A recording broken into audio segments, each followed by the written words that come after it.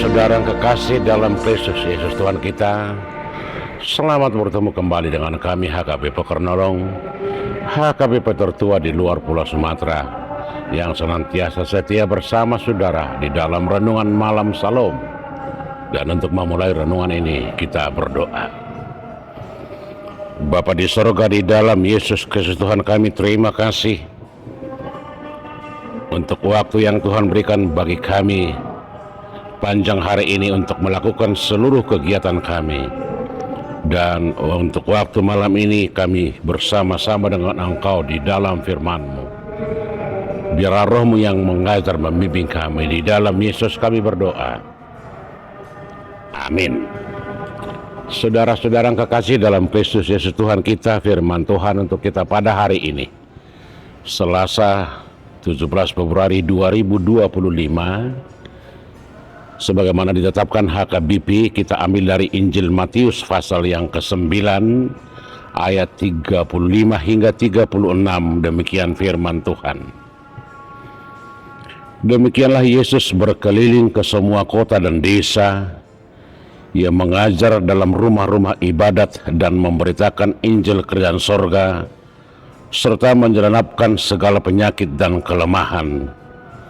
Melihat orang banyak itu, tergeraklah hati Yesus oleh belas kasihan kepada mereka, karena mereka lelah dan terlantar seperti domba yang tidak bergembala.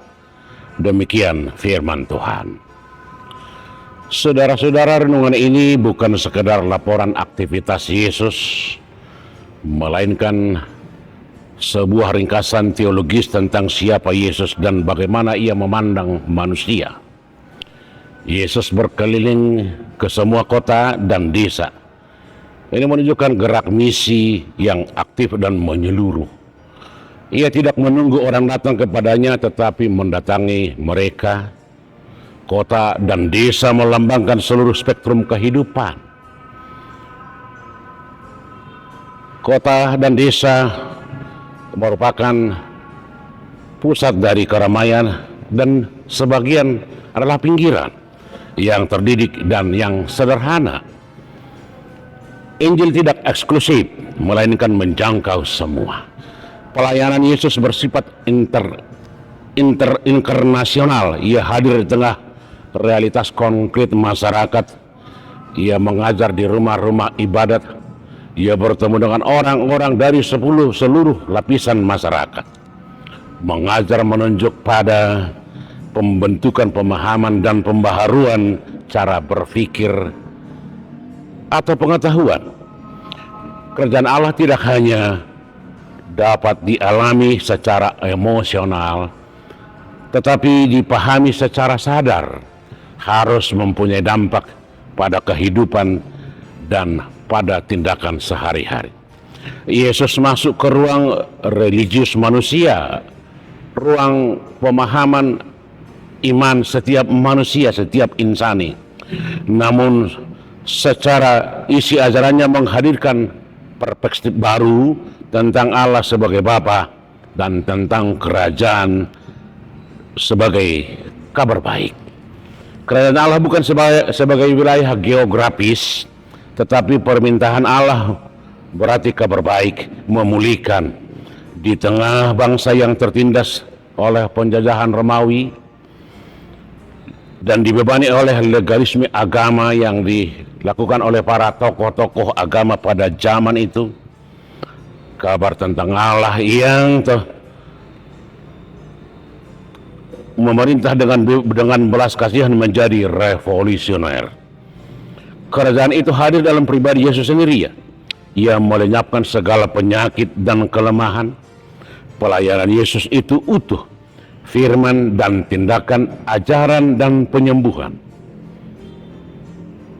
Penyakit pada masa itu sering dipandang sebagai hukuman atas dosa atau kondisi tubuh atau kondisi akibat dari kesalahan atau kenajisan. Dengan menyembuhkan, Yesus memulihkan martabat manusia dan mematahkan stigma religius.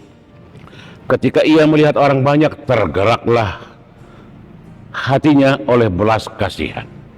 Kata Yunani yang dipakai untuk pada getaran yang sangat dalam seperti guncangan di perut, emosi yang lahir dari empati yang terdalam. Yesus tidak melihat massa sebagai angka, tetapi sebagai pribadi-pribadi yang terluka. Mereka digambarkan sebagai orang yang telah lelah dan terlantar, tetapi dan seperti domba yang tidak bergembala, tidak ada yang memperhatikan dan selalu ditinggalkan. Ini adalah gambaran yang sangat kuat dalam tradisi Israel. Dalam perjanjian lama, para pemimpin disebut gembala. Ketika pemimpin gagal, bangsa menjadi tercerai-berai. Yesus melihat kondisi rohani dan sosial masyarakat umat tertekan oleh sistem, kehilangan arah, kehilangan pimpinan, tanpa domba, dieksploitasi dan lain sebagainya. Gambaran kalau kita baca di Yehezkel 34, Allah berjanji bahwa Ia sendiri akan menggembalakan umatnya. Dia akan tampil memimpin. Dan ini yang ditampilkan oleh Yesus, digenapi oleh Yesus dengan Dia menggembalakan umat-umatnya. Secara kontekstual, teks ini berbicara kuat bagi zaman sekarang. Banyak orang hidup dalam kelelahan eksistensial, tatanan ekonomi, krisis identitas, kehilangan arah, kekosongan rohani, dan kelelahan, dan sebagainya. Karena itu, Yesus datang untuk mengarahkan, menggembalakan, dan memimpin mereka kepada kebenaran. Yesus masuk ke ruang inti hidup manusia.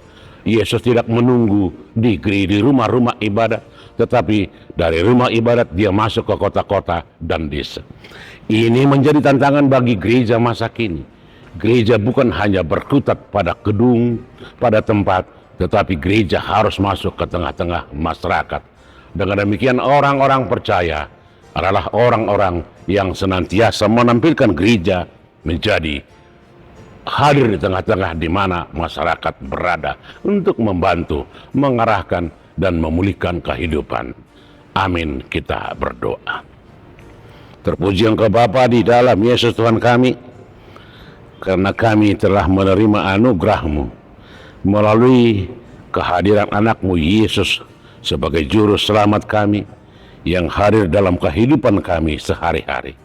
Biarlah Roh-Mu di dalam Roh Kudus menguatkan kami untuk menjadi saksi-saksi yang hidup untuk semua orang. Terpuji Engkau di dalam Yesus kami berdoa.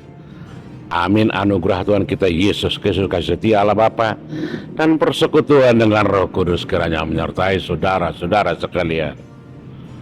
Amin.